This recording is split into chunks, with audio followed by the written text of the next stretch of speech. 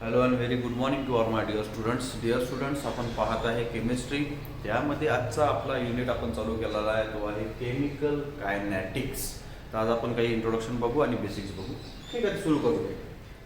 बघा, 3 जनरल आणि महत्त्वपूर्ण गोष्टी बोलल्या गेलेल्या आहेत. एक आहे इक्विलिब्रियम, सेकंड फिजिबिलिटी, थर्ड आहे रेट. आता बघा, आपण इक्विलिब्रियम म्हणजे केमिकल इक्विलिब्रियम बघितलं. इक्विलिब्रियम म्हणजे काय होतं? सपोज ए पासून एखादी रिएक्शन बी वर जात असेल आणि डबल बी पासून जर डबल येत असेल तर रिएक्शन म्हणजे इक्विलिब्रियम आहे, सारखेपणा आहे. रिएक्शन म्हणजे इक्विलिब्रियम मध्ये आहे ना. ते प्रोडक्ट दाखवते. सपोज जर हा रिएक्टंट असेल तर हा प्रोडक्ट झाला आणि या वेळेसाठी हा झाला रिएक्टंट, हा झाला प्रोडक्ट. मला फक्त रिएक्शन आहे. ही केमिकल इक्विलिब्रियम आहे. याचे फॅक्टर्स अफेक्टिंग आपण आकडेत बघितले. सेकंड आहे फिजिबिलिटी. फिजिबिलिटी म्हणजे शक्यता. हे आपण पाहिलं थर्मोडायनामिक्स मध्ये.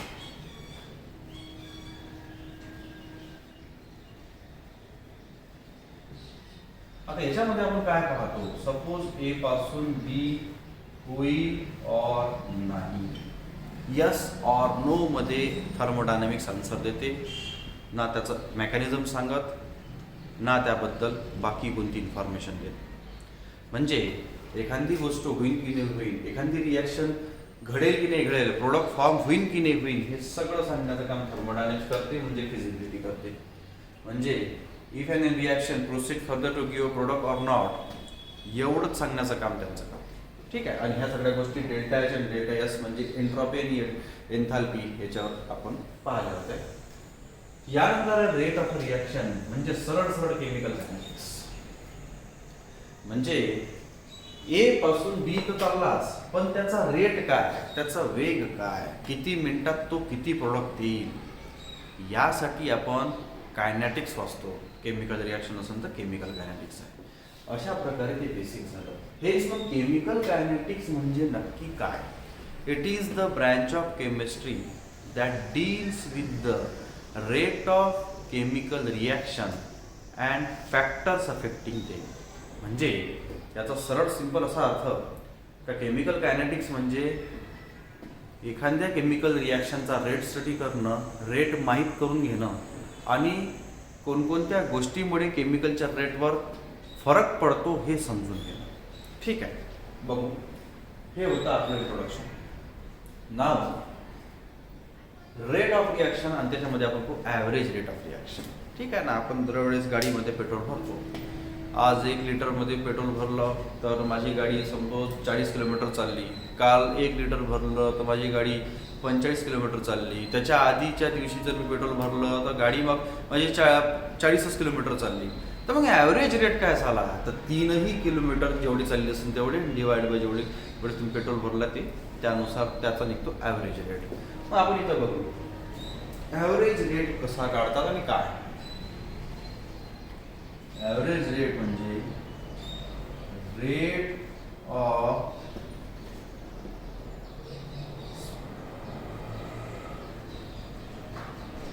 स्पीसीज.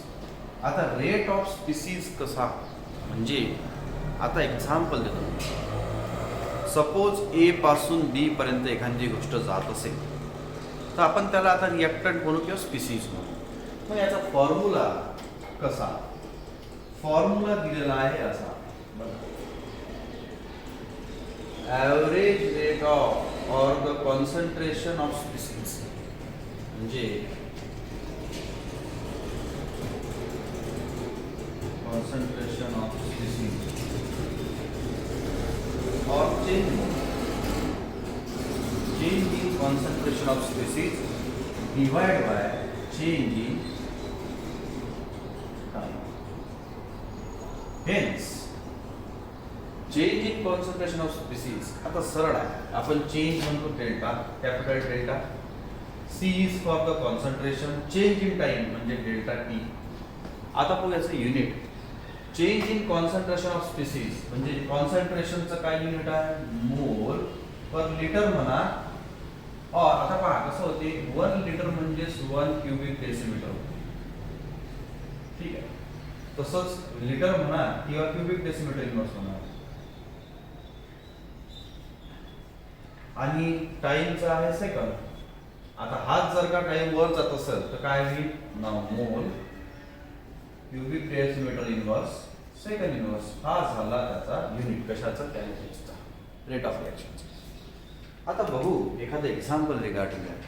सपोज ए पासून एखादी गोष्ट बी कडे जात आहे, म्हणजे हा झाला रिएक्टंट आणि हा झाला प्रोडक्ट. ठीक आहे, एरो मी या साईडनं काढला म्हणजे हा प्रोडक्ट आहे आणि सिंगल स्टेप रिएक्शन आहे आणि एक साईडनं चालली असं सपोज आपण समजू. आता याच्यामध्ये रिएक्टंटचं काम कन्झ्युम व्हायचं आणि प्रोडक्टचं फॉर्मेशन. हे सरळ आहे. रिएक्टंट जर का संपलाच नाही तर प्रोडक्ट तयार होणार नाही. रिएक्टंट जर का रिएक्टच झाला नाही तर प्रोडक्ट फॉर्म होणार नाही. म्हणजे हा जर 100 कॉन्सन्ट्रेशनचा असेल तर हा 0. हा जर मग 80 झाला, 20 गेला तर हा 20 तयार होईल. म्हणजे हे असं. हा जर का 100 असेल तर इकडे 0. हा जर का 20 न कमी झाला, 85 झाला तर इकडे 20. हा जर मग 60 वर आला तर मग हा 40. हा जर का 40 वर आला तर मग हा 60. आता म्हणजे सांगायचा तात्पर्य हे आहे का रिएक्टंट जर कन्झ्युमच नाही झाला तर प्रोडक्ट फॉर्मेशन होणार नाही. आता अशा वेळेला कधी होत नसते की एकदम जेवढा खतम रिएक्टर होईल तेवढाच प्रोडक्ट होईल. हे फक्त सांगण्यासाठी सांगितलं नाही. असं कधी एवढं जास्त की प्रोडक्ट कधी भेटत नाही राहत. तर आपण हा कन्झ्युम शब्द वापरू रिएक्टंटसाठी आणि फॉर्मेशन शब्द वापरू प्रोडक्टसाठी. बघू पहिलं. Now average rate of consumption of कशाचं कन्झम्पशन आहे? एचं. ठीक आहे. हां, आता कन्झ्युम होऊन राहिला तो म्हणजे आपण त्याला काय म्हणू? मायनस आहे, मायनस डेल्टा. हा काय? A with respect to delta T. आता हा झाला रिएक्टंटचं. प्रोडक्टचं काय? फॉर्मेशन लिहितो आपण. Hence average rate of formation of B. काय? आता फॉर्मेशन आहे म्हणजे तो तयार होऊन राहिला, त्यामुळे आपण पॉझिटिव्ह लिहू. आता लिहत नसतात पण आपण लिहू. Now delta B divide by delta T. हे इकडे पहा, आपण नेगेटिव्ह साईन दिली कन्झम्पशनला यासाठी. किती कन्झ्युम झालं विथ रिस्पेक्ट टू टाइम. हेच कॉन्सन्ट्रेशन किती कमी झालं विथ रिस्पेक्ट टू टाइम सेकंदमध्ये मोजा. आणि फॉर्मेशन किती झालं, कॉन्सन्ट्रेशन मोल किती वाढलं त्याचं विथ रिस्पेक्ट टू टाइम. हेच आता आपण इथे ॲव्हरेज रेटही काढू शकतो ना. नाव ॲव्हरेज रेट ऑफ रिॲक्शन. हो काय? आता ॲव्हरेज रेट काढायचं complete. Hence minus delta A divide by delta T that is the time change in time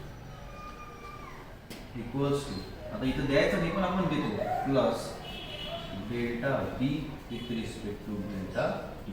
this is called the average rate of any reactant. हे झालं reaction, general रिॲक्शनचं ॲव्हरेज रेटचं representation. ठीक आहे, हे सिम्पल वेनच करतो. एवढंच लक्षात ठेवायचं आहे. एखाद्या गोष्टीचं रिॲक्शन पाहतं तर कॉन्सन्ट्रेशन. आता समजा कॉन्सन्ट्रेशन कधी पाहतो आपण? सपोज जर का लिक्विड स्टेटमध्ये रिॲक्शन आहे, कॉन्सन्ट्रेशन आपण त्याचं पाहू. नाव कॉन्सन्ट्रेशन एखाद्या स्पीसीजचं जर रिॲक्टंट असेल तर कन्झम्पशन आणि प्रोडक्ट असेल तर फॉर्मेशन. आणि टाइम काय म्हणजे रिॲक्टंट संपण्याला किती टाइम लागला, तसंच प्रोडक्ट फॉर्मेशनला किती टाइम लागला. रिमेंबर आपण पाहता केमिकल कायनेटिक्स आणि chemical kinetics only deals with the rate of chemical reaction and factors affecting them. मग रेट ऑफ केमिकल रिॲक्शन आपण जनरली डिपेंड कशावर पाहतो? रिॲक्टंटच्या कॉन्सन्ट्रेशन. ठीक आहे. यानंतर आपण इन्स्टेनियस रेट पाहणार आहे रिॲक्शनचा, काही प्रॉब्लेम्स पाहणार आहे आणि त्यानंतर आपण आजचा लेक्चर खतम करणार आहे. ठीक आहे, याच्यानंतरचा टॉपिक पाहू.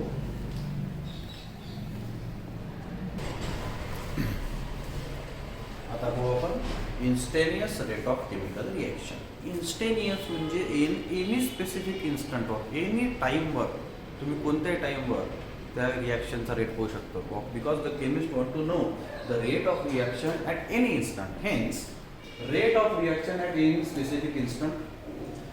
दुसरं असं measuring of the concentration of reactant and product for different time interval. तुम्ही टाईमनुसार त्या रिॲक्टंटचं कॉन्सन्ट्रेशन कितीनं कमी झालं, प्रोडक्टचं कॉन्सन्ट्रेशन कितीनं वाढलं हे सुद्धा बघू शकता.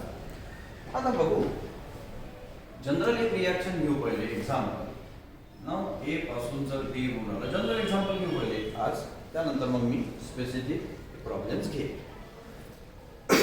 तर हा झाला रिॲक्टंट, हा झाला प्रोडक्ट. ठीक. आता हे तर सरळ बोललो आपण रिॲक्टंटला कन्झ्युम शब्द दिला.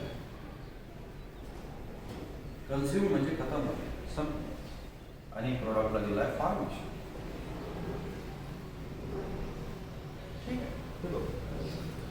आता बघा, आता इन्स्टेंटेनियस रेट आहे, त्यामुळे आपण काय करणार आहे, आता असं कसं लिहिणार आहे, एक कन्झ्युम होईल तेव्हा बी फॉर्म बघू. नाव रेट ऑफ रिॲक्शन कसा, now rate of consumption of A at time t. म्हणजे A खतम व्हायचा with respect to time T. Suppose जर का रिॲक्शनला किती टाइम लागेल, मी जर म्हटलं का मला या टाइमला, या वेळेस रिॲक्शन म्हणजे ह्या टाइमला ए किती कन्झ्युम झाला ते पाहिजे. तर कसं, नाव कन्झ्युम झाला त्यामुळे minus.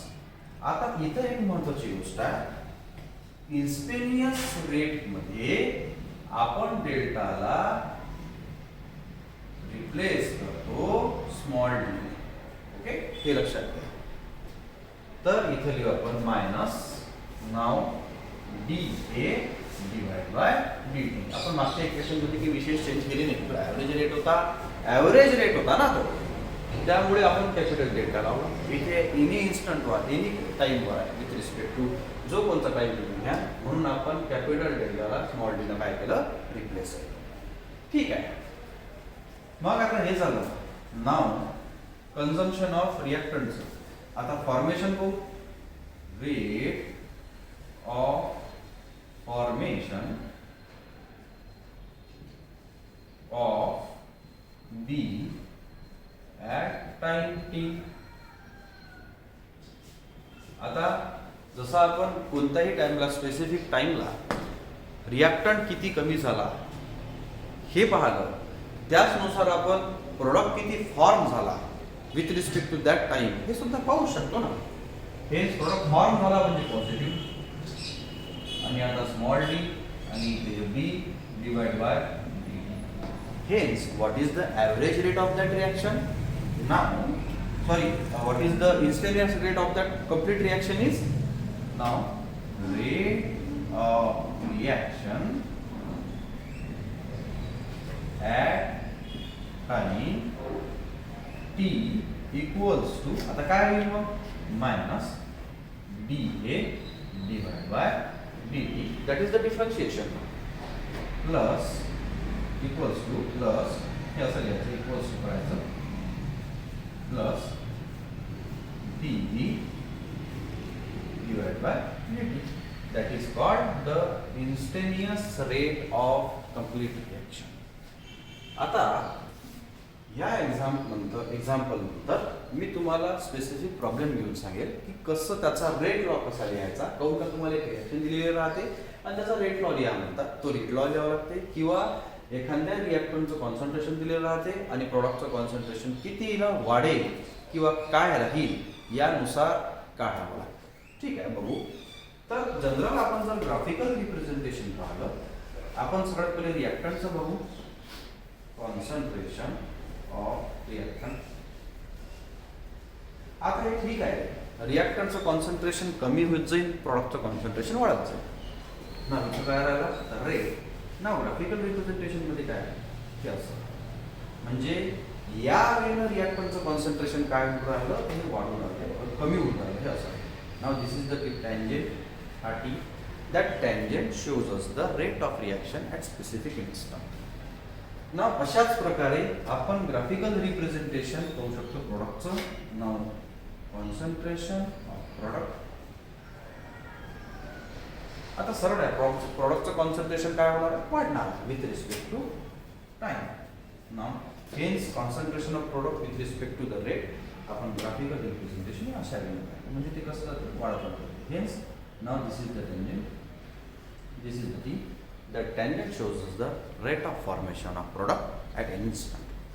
This is called as the instantaneous rate at any specific instant. Remember मागच्या इक्वेशन सारखाच आहे बेटा, फक्त आपण डेल्टा कॅपिटल डेल्टा रिप्लेस करून स्मॉल डेल्टा केला. ठीक आहे, ठीक आहे. यानंतर काही मी प्रॉब्लेम्स घेतो आणि रेट लॉ लिहून दाखवतो. Okay,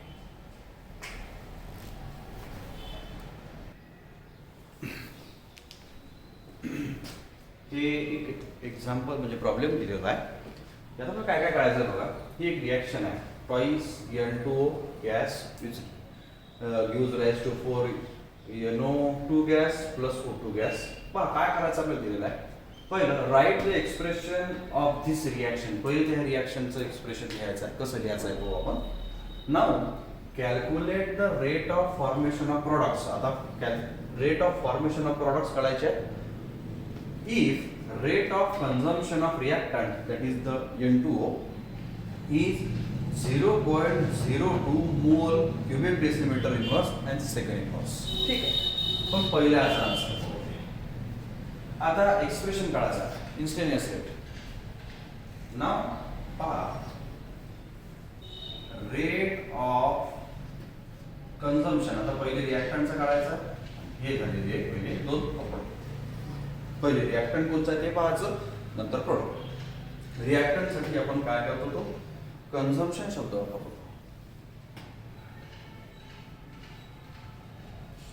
consumption of N2O at time. आता कंझम्पशन दिला नाही त्यामुळे आपण टाइम T इक्वल्स मायनस. आता इथे किती आहे 2. हे वेगळी गोष्ट आहे. त्यामुळे मायनस 1/2 आणि small d with respect to N2O आणि इथं लिहायचं डेल्टा T. ठीक, पहा इथे 1/2 का बरं घेतलं, 2 इथं 2 आहे. तसंच पहिलं. दुसरं रेट ऑफ. आता प्रोडक्ट आहे त्यामुळे फॉर्मेशन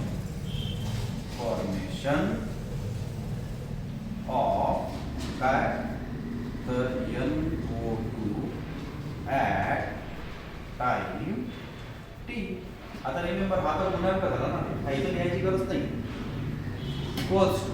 आता फॉर्मेशन म्हटलं त्यामुळे पॉझिटिव्ह आणि हे किती आहे 4 त्यामुळे 1/4 आणि इथं हा D आणि काय कशाची गोष्ट चालू आहे NO2 with respect to D.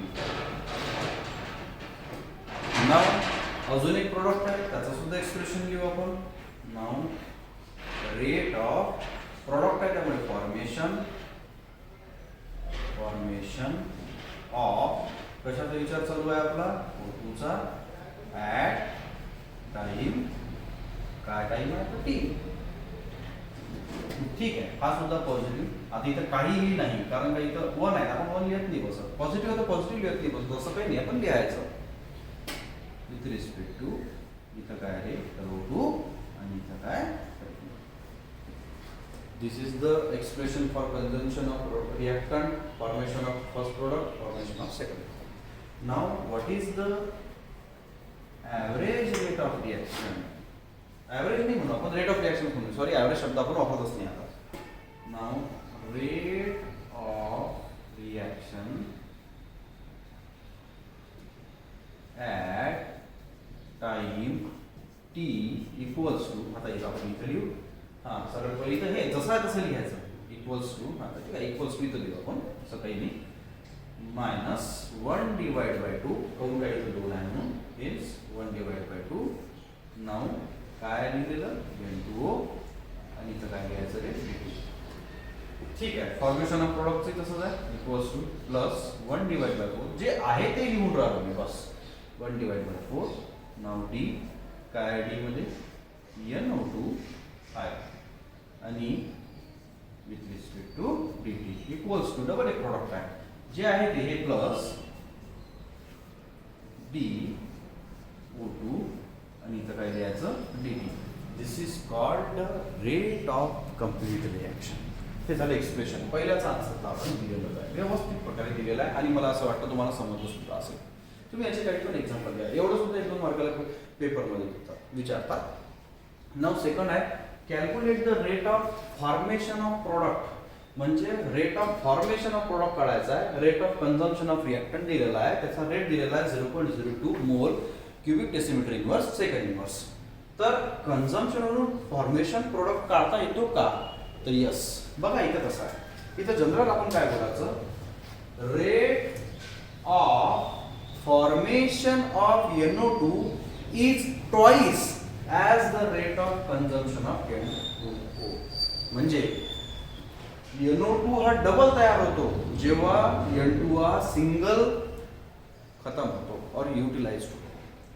हेच रेट ऑफ सेकंड साठी बोलू, rate of formation of O2 is half as the rate of consumption of N2O. म्हणजे O2 हा तयार होतो, हा हाफ तयार होतो जेव्हा हा कंप्लीट एक कन्झ्युम होतो. हेन्स सिंपल भाषेत बोललं तर असं जरी लिहित चालते, हा 2 जेव्हा खतम होतो तेव्हा हा 4 तयार होतो आणि हा 1. आणि आपण सिंपल वेने जर खतम पाहिलं, जर हा 1 खतम होत असेल तर हे 2 तयार होते आणि हा हाफ तयार होतो. त्यामुळे मग सरळ सरळ तुम्ही गुणाकारात सुद्धा आन्सर लिहू शकता. नाव आपण rate of consumption of O2 हा आपला फर्स्ट काय आहे, आपला नाव आपण पाहू.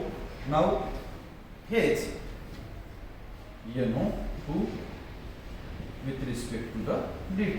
आता इथं सरळ आहे रे, हे 2 हे 4 किंवा इथं सरळ सरळ 2 लिहा, इथं काहीच खाली होते चालते. या रिएक्शनला मी इथं हाफ लिहिलं असती, तो 2 लिहिलं असती, तर इथं काहीच नसतं लिहिलं तरी चाललं असतं. पण आपण गॅस आहे त्यामुळे डायटॉमिक मॉलिक्यूलला हाफ लवकर शक्यतो लिहायचा प्रयत्न करत नाही.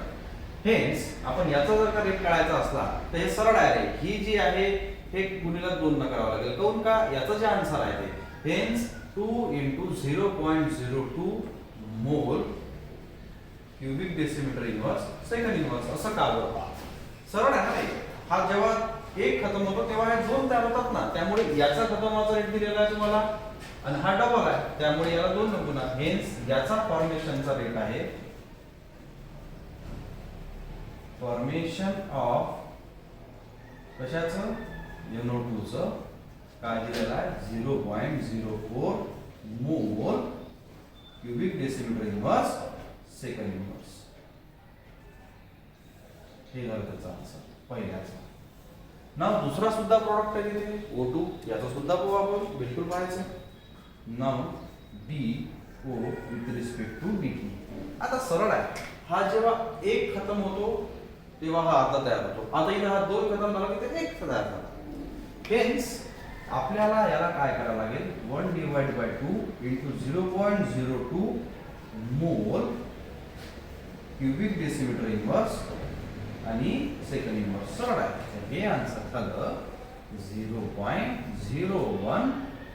आता हे कसं लिहायचं, या व्यक्ती लिहू शकतो तुम्ही, असंही लिहू शकतो जसं आपण वर लिहिलं तसं. हेन्स फॉर्मेशन ऑफ कशाचा विचार चालू आहे तुमचा, O2 चा काय आहे 0.01 मोल क्युबिक डेसिमीटर इन्व्हर्स आणि सेकंड इन्व्हर्स. हे बघा रे, अशा वेळेला ते प्रॉब्लेम करायचं सरळ आहे. हे मी का बरं सिंपल वेनं सांगितलं किंवा कसं केलं, मला याचा फॉर्मेशनचा कन्झम्पशनचा रेट दिलेला आहे. हे 2 आहे तर हे 4 आहे, हे 2 आहे तर हे 1 आहे. यानुसार सिंपल वेनं त्याचे कॅल्क्युलेशन्स करावे, ना की कॉम्प्लिकेशन्स करावे. हा रिमेंबर, हे त्यांना चुका मात्र होऊ देऊ नका. एवढंच प्रॉब्लेम फक्त 3 मार्काला राहतं. त्यामुळे विशेष लक्ष द्यायचं, शांततेनं पाहायचं, काय विचारलं काय. बरेचदा प्रॉब्लेम काय होतो का, विद्यार्थ्यांना विचारलं काय तेच माहित नाही, त्यांना आन्सर येतं. पण तुम्ही पहिले शांत डोक्यानं पहिले हे पहा का तुम्हाला क्वेश्चन विचारला काय. जे नाही विचारलं ते भलतं लिहत बसू नका. सायन्समध्ये आम्ही जेव्हा पेपर चेक करतो, आम्ही गव्हर्नमेंट चेक आहे, आम्ही पहिले तो कीवर्ड शोधतो का आम्हाला त्या आन्सरमध्ये ते काही ठराविक ओळी पाहिजे, शब्द पाहिजे, त्यानुसारच मार्क टाकतो. तुम्हाला विचारलं भलतंच आणि तुम्ही भलतंच लिहिला तर मग मार्क आम्ही देऊ शकणार नाही. आणि मग अशा वेळेस प्रॉब्लेम होतो, पेपर तो खूप लिहिला पण मार्क कमी मिळाले. स्पेसिफिकली आहे, हे सायन्स आहे, हे आर्ट नाही. सायन्समध्ये स्पेसिफिकली हवं. तर अशा वेळेनं बेटा आजचं लेक्चर होतं. पुढच्या वेळेस याच्यानंतरचं आपण रेट ऑफ रिॲक्शन्स कशी असते, ठीक आहे. तर आजच्यासाठी धन्यवाद.